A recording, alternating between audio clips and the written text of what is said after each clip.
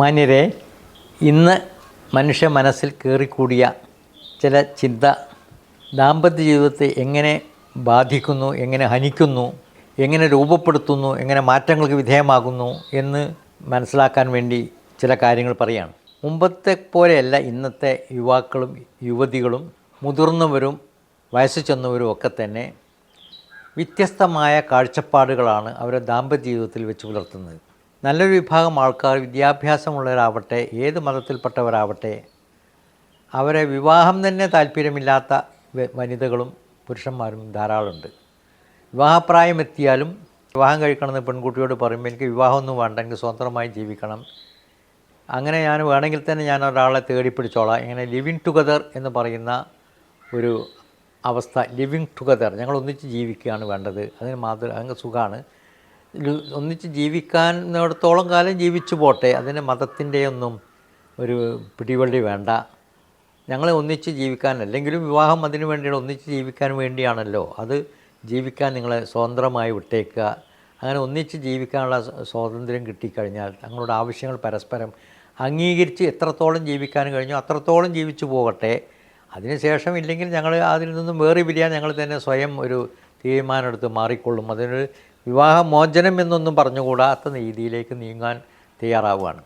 മറ്റ് ചില ആൾക്കാർ കുറച്ച് വയസ്സ് ചെല്ലുമ്പോൾ അവരുടെ താല്പര്യങ്ങളൊക്കെ മാറ്റം വരികയും അവരുടെ വരുമാനങ്ങളും അവരുടെ ജീവിതശൈലിയും, പ്രത്യേകിച്ച് ചിലരൊക്കെ ഉദ്യോഗസ്ഥന്മാരാണെങ്കിൽ ഉദ്യോഗസ്ഥരിൽ നിന്ന് അതിൽ നിന്ന് വിരമിക്കുകയും അവർക്കൊരു പെൻഷൻ സംവിധാനം കിട്ടുകയും ഭാര്യ കുറച്ച് കാലമൊക്കെ തൻ്റെ കൂടെ ജീവിച്ച് അങ്ങനെ പോവുകയും ചെയ്ത പുരുഷന്മാരിലും ഇനി ഇവിടുന്ന് അങ്ങോട്ടുള്ള പഴയ മാതിരിയൊന്നുമല്ല, എനിക്കൊന്നങ്ങനെ സ്വതന്ത്രമാക്കി ഇവളുടെ വീട്ടിൽ ചെന്ന് ഉദ്യോഗസ്ഥനായിരുന്ന കാലഘട്ടത്തിൽ അവിടെയും കൂടി ട്രാൻസ്ഫറായിപ്പോയി സുഖമായി ജീവിച്ചു കഴിഞ്ഞു, ഇനിയിപ്പോൾ വീട്ടിൽ പോയി ഭാര്യയുമായിട്ട് ജീവിക്കേണ്ട ഒരു സുഖം എനിക്കുണ്ടാവില്ല, സ്വാതന്ത്ര്യം നഷ്ടപ്പെടും, അവൾ പറയുന്നത് കേൾക്കാനും അവർ തരുന്ന ഭക്ഷണം കഴിക്കാനും ഞാനത്ര സ്വാതന്ത്ര്യമില്ലാതെ ജീവിക്കേണ്ടില്ലല്ലോ, ഞാൻ ഇനി ഇവിടുന്ന് അങ്ങോട്ട് ഒരു മാറ്റത്തിനൊരു അവളെ സമ്മതത്തോടു കൂടിയോ അല്ലാതെ തന്നെ ഞാനൊരു വിവാഹമോചനത്തിന് തയ്യാറാവുക ആണ് നല്ലതെന്ന് തോന്നുന്ന ചിലരെങ്കിലും അവിടെ ഇവിടെയൊക്കെ ഉണ്ട്. അതിനാണ് ഗ്രേ ഡൈവേഴ്സ് എന്ന് പറയുന്നത്. ഇതുപോലെ തന്നെ അതൊക്കെ ഒരു പേരിടുകയാണ്, ഓരോ ആൾക്കാർ ഓരോ പേര് വിളിച്ചിട്ട് അത് മനുഷ്യ മനസ്സുകൾ അത് ആ പേരിൽ അറിയപ്പെടുത്താൻ വേണ്ടി സാധിക്കുകയാണ്. നിറബാധിച്ച് തുടങ്ങുന്ന കാലഘട്ടം എന്ന് വേണമെങ്കിൽ പറയാം. ആ കാലഘട്ടത്തിലും ഇങ്ങനെ ചില തീരുമാനങ്ങൾ പുരുഷന്മാരുടെ ഭാഗത്തുനിന്നും സ്ത്രീകളുടെ ഭാഗത്തുനിന്നും മറിച്ചും സ്ത്രീയുടെ ഭാഗത്തുനിന്നും ഇങ്ങനെ ഉണ്ടാകുന്നു. അങ്ങനെ വിവാഹമോചനത്തിലേക്ക് എത്തിപ്പെടലാണ് ഞങ്ങൾക്ക് നല്ലത് എന്ന് പറയുന്ന അവസ്ഥാവിശേഷം ഉണ്ടാവുകയാണ്. അവർ വേറൊന്നും കാണുന്നില്ല. സുഖജീവിതം ഉണ്ടാവാൻ തടസ്സം സൃഷ്ടിക്കുന്ന മുഴുവൻ എന്താണെങ്കിലും ആ വഴിയിൽ നിന്ന് നീക്കം ചെയ്ത് ജീവിതത്തെ മുന്നോട്ട് നീക്കം ചെയ്യാൻ സന്നദ്ധരാകുന്ന അവസ്ഥാവിശേഷമുണ്ട്. പണ്ടത്തെ മാതിരിയല്ല ഇപ്പോൾ. മുമ്പൊക്കെ വീടുകളിൽ ഒതുങ്ങിക്കൂടാനും വീട്ടിലെ സാഹചര്യത്തിന് അഡ്ജസ്റ്റ് ചെയ്ത് പോകാനും സാധിക്കുന്ന ഒരു കാലഘട്ടമായിരുന്നെങ്കിൽ ഇന്ന് അങ്ങനെയൊന്നുമല്ല. മനുഷ്യന് എവിടെയും എത്തിപ്പെടാൻ സാധിക്കുന്ന, അവന് പൂർണ്ണമായ സ്വാതന്ത്ര്യം എല്ലാ രംഗങ്ങളിലും ഉപയോഗപ്പെടുത്താൻ സാധിക്കുന്ന ഒരവസ്ഥാവിശേഷമുണ്ടെങ്കിൽ അതിന് തടസ്സം സൃഷ്ടിക്കുന്നത് സ്വീകരിക്കാൻ തയ്യാറാവാതെ പോരുമ്പോഴാണ് ഈ സംഗതികളൊക്കെ നടന്നു പോകുന്നത് എന്നർത്ഥം. യഥാർത്ഥത്തിൽ പരിശോധിച്ച് നോക്കിയാൽ നമ്മൾ മനസ്സിലാകുന്നത് ഏത് കാലഘട്ടത്തിലും മനുഷ്യന് അവൻ്റെ മനസ്സുമായാണ് ജീവിക്കുന്നത്. മനുഷ്യൻ്റെ പ്രത്യേകത, മനുഷ്യൻ്റെ മനസ്സിൻ്റെ ആ സ്വാതന്ത്ര്യം, മനുഷ്യൻ്റെ മനസ്സിൻ്റെ സ്വാർത്ഥത, അത് ഈ സ്വാർത്ഥത എന്ന് പറയുന്നത് തനിക്ക് മാത്രം വേണമെന്ന് പറയുന്ന ആ സ്വാർത്ഥത അല്ല ഇവിടെ ഉദ്ദേശിക്കുന്നത്. താൻ ഉൾക്കൊള്ളുന്ന എല്ലാ വികാരങ്ങളും തന്നിൽ മാത്രം നിക്ഷിപ്തമാണെന്നുള്ള കാര്യം നമ്മൾ ഓർക്കേണ്ടതാണ്. ആർക്കും ഒരു സഹായവും ഈ സ്വാർത്ഥതയിൽ ഇടപെട്ട് ചെയ്യാൻ സാധ്യമല്ല. ഏറ്റവും സ്നേഹനിധിയായിട്ടുള്ള തൻ്റെ ഭാര്യ 105 ഡിഗ്രി പനിച്ച് കിടക്കുമ്പോൾ ആ 5 ഡിഗ്രി പനി ഇങ്ങോട്ട് അവരിൽ നിന്നും ഏറ്റെടുത്തുകൊണ്ട് ഈ 100 ഡിഗ്രിയാക്കി സമാശ്വസിപ്പിക്കത്തക്കാൻ ഈ ഭർത്താവിൻ്റെ ഒരു സ്നേഹം സഹായിക്കില്ല. ഭർത്താവിന് കാര്യമായൊരു അസുഖമുണ്ട്, ഒരു വേദനാജനകമായ ഒരു ക്യാൻസർ രോഗത്തിന് വിധേയമായി കിടക്കുകയാണ്. വളരെ സ്നേഹത്തോടു കൂടി ജീവിച്ച ആളാണ്. പക്ഷേ ഇന്ന് അയാൾക്ക് ഭയങ്കരമായ വേദനയാണ്, അസഹ്യമായ വേദന. അതല്ലെങ്കിൽ ലിവർ ക്യാൻസർ അനുഭവപ്പെട്ടിരിക്കുകയാണ്, അത് നീക്കം ചെയ്യേണ്ടി വരും, അതിൻ്റെ വേദന സഹിച്ച് കിടക്കുകയാണ്. തന്നെ ഏറ്റവും ഇഷ്ടപ്പെടുന്ന ഭാര്യ, തൻ്റെ കൂടെ ജീവിച്ചിരുന്ന കഷ്ടപ്പാടുകളെ സഹിച്ച് ജീവിച്ചിരുന്ന ഭാര്യ സ്വല്പം ഈ വേദന ഏറ്റെടുക്കട്ടെ എന്ന് വിചാരിച്ചാൽ സാധ്യമല്ല. അവർക്കൊരു പക്ഷേ അവരുടെ ലിവറിൻ്റെ ഒരു കഷ്ണം എൻ്റെ ലിവറിൽ മാറ്റിവെക്കാൻ സഹായിക്കാൻ സാധിച്ചു എന്ന് വന്നേക്കാം. അവിടെ ഒരു കിഡ്നി പോയിട്ടുണ്ടെങ്കിൽ മറ്റാരുടെ ഒരു കിഡ്നി തന്നിട്ട് എന്നെ സഹായിക്കാൻ കഴിഞ്ഞു എന്ന് വന്നേക്കാം. പക്ഷേ ഞാൻ അനുഭവപ്പെടുന്ന വേദനകളും സന്തോഷവും ദുഃഖവും എന്തെന്ന് വികാരമാവട്ടെ, അത് മറ്റൊരുത്തിൻ്റെക്ക് ട്രാൻസ്ഫർ ചെയ്യാൻ ഇതുവരെ സാധിച്ചിട്ടില്ല. അത് അയാൾ നിക്ഷിപ്തമാണ്. ഈ വേദനയും വിഷമവും സന്തോഷവും ദുഃഖവും എന്തെന്നും ആവട്ടെ, അത് തൻ്റെ മസ്തിഷ്കത്തിൽ രൂപം കൊള്ളുന്ന ഒരവസ്ഥാവിശേഷമാണ്. അത് പങ്കുചേരാൻ സൃഷ്ടാവിനല്ലാതെ അതിലൊരു പങ്കു ചേർന്ന് സഹായിക്കാൻ സാധ്യമല്ല എന്ന വിശ്വാസമാണ് മനുഷ്യനെ പ്രാർത്ഥനയിലും ദൈവവിശ്വാസത്തിലും എത്തിക്കുന്നത് എന്നുള്ള കാര്യം ഓർക്കുക. ഇവിടെ തനിക്ക് വേണ്ട ചില സംഗതികളൊന്നും തന്നിൽ നിന്ന്, തൻ്റെ കൂട്ടുകാരിൽ നിന്ന്, ഭർത്താവിൽ നിന്നോ ഭാര്യയിൽ നിന്നൊന്നും കിട്ടുന്നില്ല എന്ന് തോന്നുമ്പോൾ തന്നെ ഇനി ഇവിടെ വരെ ജീവിച്ച മുഴുവൻ മറന്നു പോവുക എന്ന് പറയുന്ന, ഒരേ ഭാഗത്ത് വൺ സൈഡഡായിട്ട് തീരുമാനം എടുക്കുക എന്ന് പറയുന്നതൊക്കെ തന്നെ മനുഷ്യൻ്റെ സ്വാർത്ഥപരമായ താല്പര്യങ്ങളുടെ, അയാളുടെ ചില താല്പര്യങ്ങൾ സംരക്ഷിക്കപ്പെടാൻ ഇപ്പോൾ അതാണ് ആവശ്യം എന്ന് വരികയാണ്.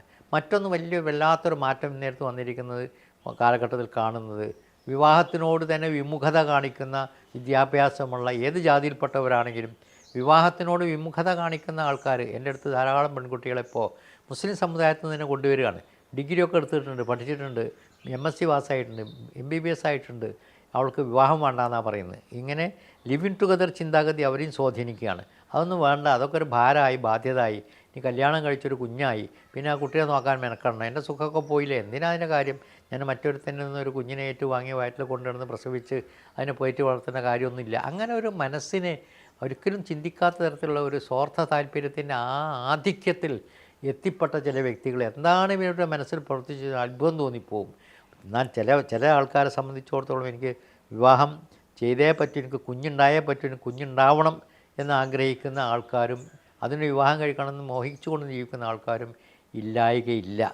ഇത് രണ്ടും ഇന്ന് സമൂഹത്തിൽ കുറച്ച് കൂടുതലധികം പ്രവർത്തിച്ചു കൊണ്ടിരിക്കുന്ന സന്ദർഭത്തിലൂടെയാണ് ഇന്ന് നമ്മുടെ കേരള സമൂഹം, ലോകത്തെമ്പാടുള്ള സമൂഹം തന്നെ അങ്ങനെ ആക്കി തീർത്തിട്ടുണ്ട്. കാരണം എവിടെ എന്തൊക്കെ നടക്കുന്നുണ്ടോ അത് ആ പ്രദേശത്ത് മാത്രമല്ല മറ്റ് പ്രദേശങ്ങളിലേക്കും അത് പരന്നിരിക്കുന്നു എന്നുള്ളതാണ്. ഇപ്പോൾ നമുക്കറിയാം, ലിംഗഭേദമില്ലാതെ വിവാഹം നടക്കുന്ന ഒരവസ്ഥാവിശേഷമാണ്. ഒരേ ലിംഗത്തിൽപ്പെട്ടവരെ ഭാര്യ ഭർത്താക്കന്മാരായി കാണാൻ ആഗ്രഹിച്ച് അങ്ങനെ ജീവിക്കുക, അങ്ങനെ സ്നേഹം കൈകാര്യം ചെയ്യുക. പുരുഷനാണ്, രണ്ടുപേരും പുരുഷന്മാരാണ്, രണ്ടുപേരും സ്ത്രീകളാണ്, എങ്കിൽ പോലും അവർ ഭാര്യ ഭർത്താക്കന്മാരായി ജീവിക്കാൻ ആഗ്രഹിക്കുന്ന, ഇവിടെ അവർ പ്രാധാന്യം കൊടുക്കുന്നത് മനസ്സിനാണ്, ശരീരത്തിനല്ല. ശരീരം പരസ്പരം കൈകാര്യം ചെയ്യുന്നിടത്തല്ല, മനസ്സ് പരസ്പരം കൈകാര്യം ചെയ്യുന്നത്. താൻ സ്നേഹിക്കുന്ന ആൾക്കൊരു പുരുഷവേഷമാണ് വേണ്ടതെങ്കിൽ ഞാൻ ആ പുരുഷൻ്റെ വേഷം ധരിച്ച് നടക്കാൻ ഇഷ്ടപ്പെടുന്നു. താൻ സ്നേഹിക്കുന്ന ആൾക്ക് സ്ത്രീ വേഷമാണ് വേണ്ടെങ്കിൽ ആ സ്ത്രീ വേഷം ധരിച്ച് നടക്കാൻ ഞാനും ഇഷ്ടപ്പെടുന്നു എന്ന് പറഞ്ഞ് ഒത്തുകൂടിയ പല ആൾക്കാരും നമുക്ക് കാണാൻ സാധിക്കും അവിടെയോടായിട്ട്. അതെന്തുകൊണ്ടാണെന്ന് വെച്ചാൽ ഈ തരത്തിലുള്ളൊരു മനസ്സിൻ്റെ വളർച്ചയാണ് ഇപ്പോൾ സംഭവിച്ചിരിക്കൊണ്ടിരുന്നത്. ഒരു വികടമായ മനസ്സാണ് ഇപ്പോൾ. സാധാരണ പ്രകൃതിദത്തമായൊരു മനസ്സല്ല, വികടമായൊരു മനസ്സാണ്. കുഞ്ഞുങ്ങളും മക്കളൊന്നും ഉണ്ടാവില്ല, ഭാര്യ ഭർത്താക്കന്മാർ ജീവിക്കണമെന്നേ ഉള്ളൂ. അതിനുവേണ്ട കൃത്രിമ ലൈംഗിക ആസ്വാദനങ്ങളും ഇന്ന് വളരെയധികം വർദ്ധിച്ചിരിക്കുകയാണ്. കൃത്രിമ ലൈംഗിക ആസ്വാദനങ്ങൾ ഏത് ഭാഗത്തും അതിനുവേണ്ട സംവിധാനങ്ങളുണ്ട്. ആർട്ടിഫിഷ്യൽ ഇൻ്റലിജൻസ് പറഞ്ഞതുപോലെ തന്നെ ആർട്ടിഫിഷ്യലായിട്ട് ഇത്തരം കാര്യങ്ങളൊക്കെ നിർമ്മിച്ചെടുക്കാൻ സാധിക്കുന്ന ഒരു ആധുനിക ലോകത്തിലൂടെ കടന്നു ഒരു വിസ്ഫോടന കാലഘട്ടമാണ് ഇപ്പോൾ. ദാമ്പത്യ ജീവിതത്തിൽ തന്നെ ഒരു വിസ്ഫോടന കാലഘട്ടമാണ്. ആൾക്കാർക്ക് പറയാം, ഇങ്ങനെ മതത്തിൻ്റെ ആൾക്കാരൊക്കെ അതുമായി ബന്ധപ്പെട്ട സംഗതികളൊക്കെ കൈകാര്യം ചെയ്യും. ഇപ്പോൾ ക്രിസ്ത്യൻസിനൊക്കെ ഉണ്ട്, വിവാഹത്തിന് മുമ്പ് ഒരു പ്രീ മാരിറ്റൽ കൗൺസിലിംഗ് കൊടുക്കും തയ്യാറാക്കാൻ വേണ്ടി, എന്നിട്ട് സർട്ടിഫിക്കറ്റും വാങ്ങണം. അത് വന്നെങ്കിൽ അച്ഛൻ്റെ മുന്നിൽ വെച്ചിട്ട് പള്ളിയിൽ വെച്ച് കല്യാണം നടക്കണമെങ്കിൽ ഈ ഒരവസ്ഥയിലേക്ക് ഇവരുടെ മനസ്സെത്തിപ്പണ് ഒരു കൗൺസിലിംഗ് കൊടുക്കുന്നുണ്ട്. മറ്റ് സമുദായക്കാരിപ്പോൾ അത് മുസ്ലിങ്ങളിപ്പോൾ തുടങ്ങിക്കഴിഞ്ഞു. എന്തിനാണെന്ന് വെച്ചാൽ ഇവർക്കത് അറിഞ്ഞുകൂടാ വിവാഹം കഴിച്ചാൽ എന്താ ഉണ്ടാവുക, എങ്ങനെ ആവണം എന്നുള്ളത്. അങ്ങനെ വന്നിട്ടും വരികയാണെങ്കിൽ പോലും ഇതിനൊക്കെ മറികടന്നുകൊണ്ട് മനുഷ്യ മനസ്സുകൾ താൽക്കാലിക തൻ്റെ സുഖത്തിന് വേണ്ടി ദാമ്പത്യ ജീവിതത്തെ ഉപയോഗപ്പെടുത്താൻ സാധിക്കണം. അത് സാധിക്കുന്നില്ലെങ്കിൽ അതിന് വികടമായ ഒരവസ്ഥാവിശേഷം സൃഷ്ടിക്കുകയും അതിന് ദൂരത്താവാൻ ശ്രമിക്കുകയും ചെയ്യാണ്.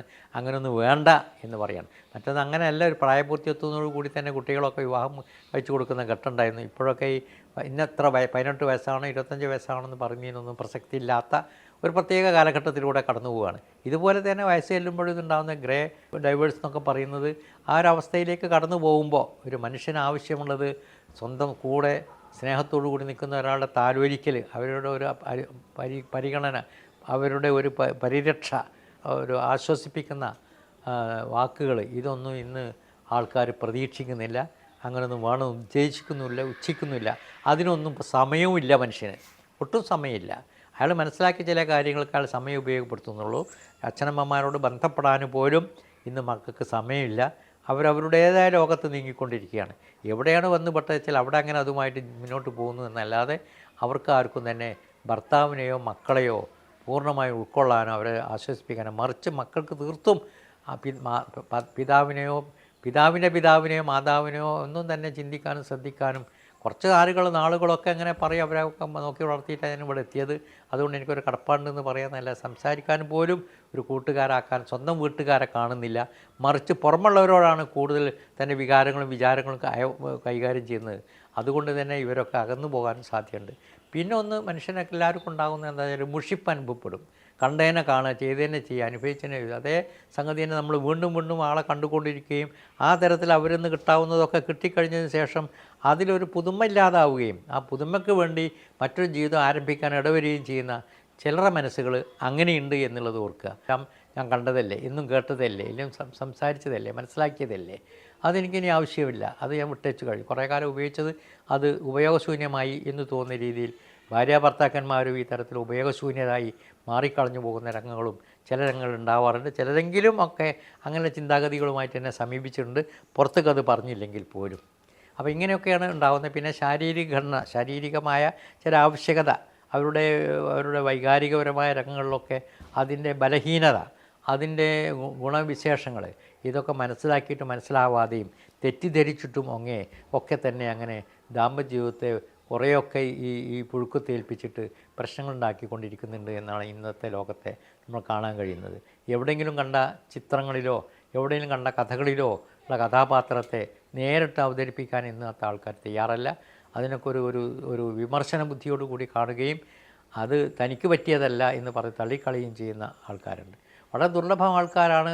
എൻ്റെ ഭർത്താവ് ഒരു ആക്സിഡൻറ്റ് പെട്ടിട്ട് നടക്കാൻ വയ്യാത്ത അവസ്ഥയിൽ ഒരു വീൽ ചെയറിൽ കൊണ്ടുപോകേണ്ടി വരുമ്പോൾ ആ വീൽ ചെയർ ഉന്തിക്കൊണ്ടു പോകാൻ തയ്യാറാവുന്ന മനസ്സിൻ്റെ ഉടമകൾ, ആ സ്നേഹം മരിക്കുന്നവരെ എൻ്റെ ഭർത്താവിനെ ഞാനങ്ങനെ പരീക്ഷിച്ച് പോകും എന്ന് പറയുന്ന മനസ്സിൻ്റെ ഉടമകൾ വളരെ ദുർലഭമായി കൊണ്ടിരിക്കുന്ന ഒരു കാലഘട്ടത്തിലാണ്.